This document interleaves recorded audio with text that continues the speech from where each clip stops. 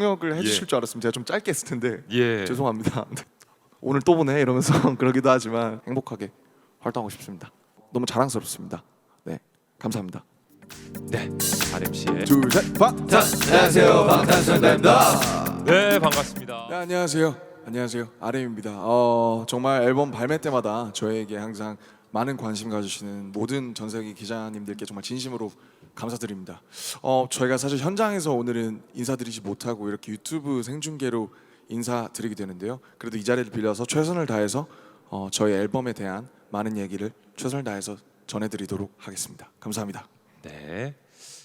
다시 한번 참석해 주셔서 이렇게 많이 시청해 주셔서 진심으로 감사드리고요. 오늘 이제 본격적으로 시작할 텐데 최선을 다해서 한번 답변 드리도록 하겠습니다. 감사합니다. 네.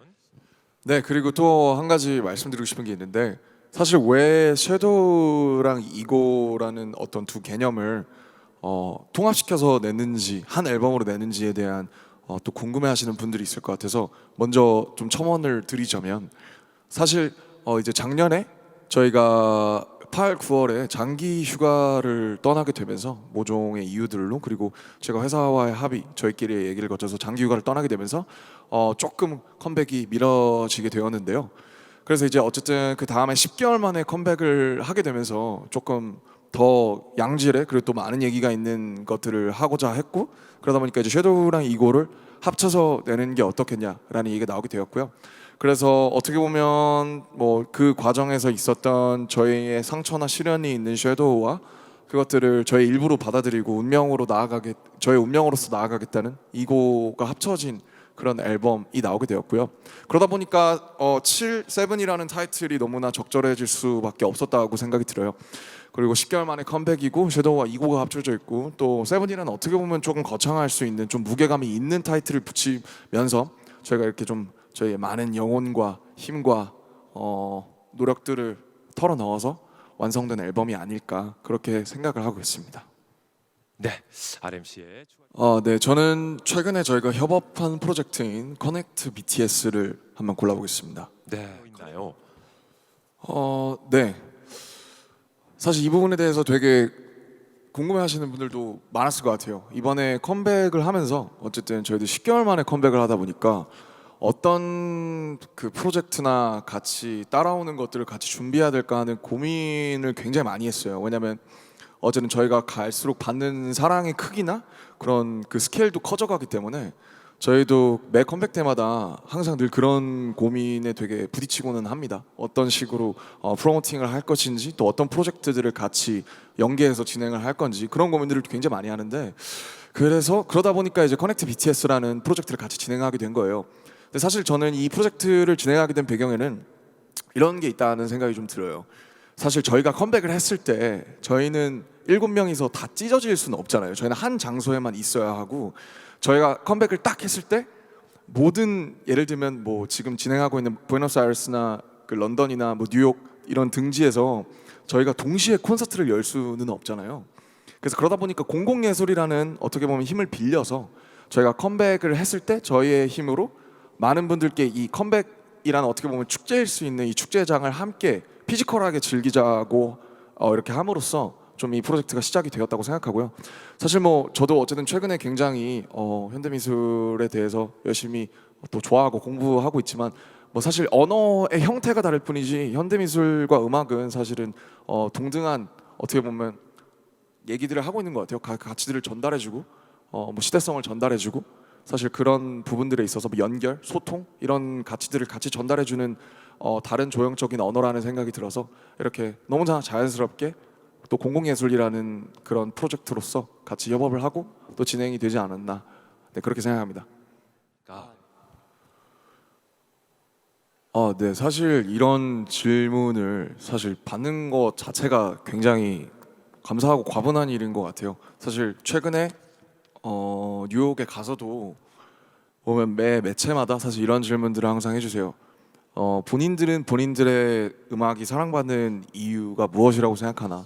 혹은 왜 이렇게까지 그 다이버시티 그 다양성이 있는 전 세계의 팬들을 이렇게 끌어올 수 있었나? 이렇게 그분들의 마음을 끌어올 수 있었나? 이런 질문들을 사실 굉장히 많이 해주시는데 사실 저희도 이제 이 부분에 대해서 진지하게 생각도 해보고 우리끼리 얘기도 해보고 매번 답변해야 되는 상황이 생기면 뭐 이렇게 정말 농담처럼 뭐 다들 뭐 귀엽고 사랑스럽고 매력적이라서 그렇다 이런 식으로 한 적도 있고 굉장히 진지하게 답변 드린 적도 있는데 사실 이 부분은 이제 어쨌든 기자 간담회니까 제가 굉장히 이렇게 저의 생각을 솔직하게 말씀드리면 굉장히 요인들은 굉장히 복합적일 수밖에 없을 것 같아요. 보면 제가 초반에 2017년에 빌보드 처음 갔을 때 인터뷰 당시에 K-팝 혹은 그 BTS의 음악 굉장히 그 어떻게 보면 이 컬처 자체가 되게 복합적이고 뭐 음악, 안무, 뭐 뮤직비디오 여러 가지 뭐 소통 여러 가지가 합쳐져서 나오는 이제 선물 상자다.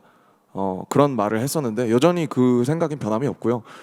근데 어쨌든 사실 제일 강력한 건 이 마음속에 코어나 본질이 무엇에 대한 것이냐에 있다고 생각해요. 근데 어쨌든 미술도 그렇고 저는 제 짧은 어떤 지식으로 제 사견으로는 시대성을 가장 그 시대에 가장 잘 나타낸 아티스트들이 가장 많이 사랑받는 것 같아요. 그게 지금은 어떻게 보면 저희는 저의 개인적인 얘기들을 음악에다 했고 그것들을 열심히 해냈고 안무로서 보여드리고 하고 있지만 어떻게 보면 그 되게 퍼스널한 얘기들이 아이러니하게 지금은 가장 범세계적인 세계성을 띌 수 있는 그런 시대가 아닌가라고 생각이 들고요. 뭐 여러 차례 옛날에 인터뷰에서 슈가 형이나 다른 멤버들이 언급했던 것처럼 우리가 느끼고 있는 고민이 비단 한국에서만 느끼고 있는 고민이 아니라 전 세계 많은 저희 세대의 사람들이 느끼고 있고 또 공감하고 있기 때문에 또 그런 부분들을 저희가 뭐 퍼포먼스로도 풀어내고 음악으로도 풀어내고 여러 어떻게 보면 형태들로 보여드렸기 때문에 그런 부분이 조금 신선하고 매력적이지 않았나 그렇게 저희는 생각을 해보고 있습니다. 그리고 또 많은 분들이 어떻게 보면 또 한국 문화에 대해서 좀 주셨으니까 지금 이제 아미 분들이 사실은 저희를 이렇게 좋아해 주시면서 한국에 대한 공부나 아니면 한국어에 대한 공부도 굉장히 많이 해주신다고 들었어요. 근데 그 부분이 굉장히 사실 한국인을 모국어로 쓰는 저희로서는 굉장히 감사하고 너무 자랑스럽습니다. 네, 감사합니다. RMC 통역 마음에 드시죠? 너무 완벽하셔가지고. 그렇습니까? 전 까먹고 있어서 사실 통역을 해주실 예. 줄 알았으면 제가 좀 짧게 했을 텐데 예. 죄송합니다. 네. 아닙니다. 예, 통역까지. 우선 뭐 사실 맵부터 소울 시리즈라는 어떤 계열을 짜면서 당연히 이제 페르소나와 섀도우랑 이고라는 이제 큰 얼개는 이제 잡혀 있었던 거고요. 근데 이제 저희가 할 수 없는 불가항력적인 상황들이 많이 생겨요. 뭐 사실 저번 휴가 같은 변수는 뭐 저희도 어떻게 보면 예상하지 못했던 그런 변수였어가지고 그러다 보니까 저희의 뜻대로 가고 싶어도 저희 뜻대로 갈 수 없는 상황들도 생겨요. 그래서 우선 그걸 말씀드리고 싶고 그래서 우선 뭐 큰 얼개는 있었지만 그 세부 디테일들은 이제 계속 몇 달 간격으로 계속 저희끼리 세부적으로 조정하는 편인데 이제 보통 큰 앨범의 개요나 그런 디테일들을 짤 때 앨범이 나오기 몇 달 전부터 이제 방시혁 PD님을 비롯해서 저희 하우스 팀이랑 미팅을 좀 지속적으로 진행하는 편이에요. 그래서 예를 들면 뭐 솔로곡이 있으면 솔로곡은 어떻게 진행을 하고 싶은지 이번 앨범은 이런 방향은 어떤지에 대해서 서로 이야기를 나누고 그다음에 뭐 비주얼적으로도 그렇고 각자의 뭐 헤어라든지 메이크업이라든지 이 뭐 퍼포먼스라든지 당연히 그런 부분들을 좀 이렇게 주기적으로 계속 미팅을 하면서 몇 달 간격으로 계속 큰 얼개 안에서 완성해 나가는 방향이라고 보시면 될 것 같아요. 네, 그래서 각자 지금 어떤 것에 꽂혀 있는지, 지금 기분이 어떤지, 느낌이 어떤지, 어떤 부담감과 어떤 행복이 있는지 계속 지속적으로 소통하면서 앨범의 서사를 완성시켜 나간다고 보시면 될 것 같습니다. So we had the 마지막으로 한 마디만 더 붙여보겠습니다. 그래서 질문의 본연으로 돌아가서 이제 사실 이번 앨범 작업할 때 처음 한 얘기긴 한데 블랙스완을 쓰면서 블랙스완도 다시 보고 뭐 블랙프루프 이터널이나 라르덴 밤스 같은 되게 어떻게 보면 약간 좀 다운템포 곡들을 작업하면서 혼자 이제 작업실 나가지고 작업하면서 좀 많이 되게 울면서 썼어요. 되게 이제 그 예전 생각도 나고 여전히 싸우는 것 같아요. 예, 약한 모습을 그대로 드러내는 것에 대해서 내가 인정하는 것에 대해서 내가 되게 어떻게 보면 아직도 우리는 혹은 나는 이런 시련과 두려움을 갖고 있다는 것에 대해서 내가 계속 익스프레스 하는 거에 대한 두려움이 계속 있고, 근데 그러나 또 이제 어쨌든 그래요. 참 그 7년을 이제 돌아보면서 처음부터 돌아가서 참 뭔 모를 때도 있었고, 보면 뭐 되게 실수한 적도 있었고, 그래도 우리가 이건 잘했다 싶은 것들도 있었고, 근데 어쨌든 돌아가서 이 저 말고 이 다른 6명들의 이제 그런 모습을 하나하나 이렇게 떠올리면은 참 잘했다라는 생각이 들고 되게 운이 좋다라는 생각을 많이 해요. 내가 이 사람들이랑 여기에서 이런 음악을 하고 이런 춤을 출 수 있다는 게 그거만한 행운이 있을까? 그리고 지금 우리 이 기자님들과 또 지금 이 기자 간담회를 봐주시는 이 수많은 아미들을 마주하는 행운이라는 게 이게 그래서 그거 덕분에 항상 두 발을 땅에다 붙일 수가 있는 것 같아요. 아, 우리는 대단한 사람들이 아니고 사실 나는 그냥 그런 사람이고, 늘 그런 생각을 하면서 이 큰 행운이 나한테 온 것에 대해서 내가 감사하고 노력해야겠다, 그런 마음으로 되게 이번 앨범을 작업을 했고요. 앞으로 7년은 그냥 우리끼리 다시 얼굴 한 번씩 이렇게 보면서, 뭐 이제 사실 너무 익숙하지만 질리기도 하고 막 가끔 얼굴 보면 아유 오늘 또 보네 이러면서 그러기도 하지만, 이렇게 같이 얼굴 이렇게 보고 그러면서 건강하고 정말 오래오래 하루하루 잘 느껴가면서 행복하게 활동하고 싶습니다. 이렇게 말씀을 드리고 싶어요. 사실 이런 여러 가지 외연적인 상황들이 저희가 몇 년 전에 나온 팀이었으면은 이 기자 간담회 자체를 못했을 수도 있었을 거예요. 그런데 정말 저희가 시대를 잘 타고 이렇게 나와서 이런 정말 미디어와 이런 전파의 힘 덕분에 이렇게 기자 간담회도 너무 운이 좋게 생중계로나마 진행할 수 있었다라고 생각을 하고 싶고요. 사실 방탄소년단이라는 팀이 많은 분들이 이제 인정해 주시고 얘기해 주시는 저희가 갖게 된 힘도 정말 지금 시청해 주시는 기자님들의 손끝에서 피어났다고 꼭 말씀을 드리고 싶습니다.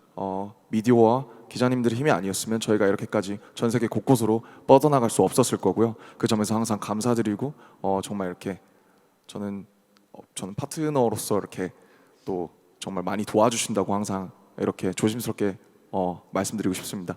정말 오늘 너무 좋은 질문들 많이 보내주셔서 감사했고요. 항상 건강하시고 앞으로 저희 남은 활동도, 새로운 세븐의 활동도 잘 부탁드리도록 하겠습니다. 감사합니다.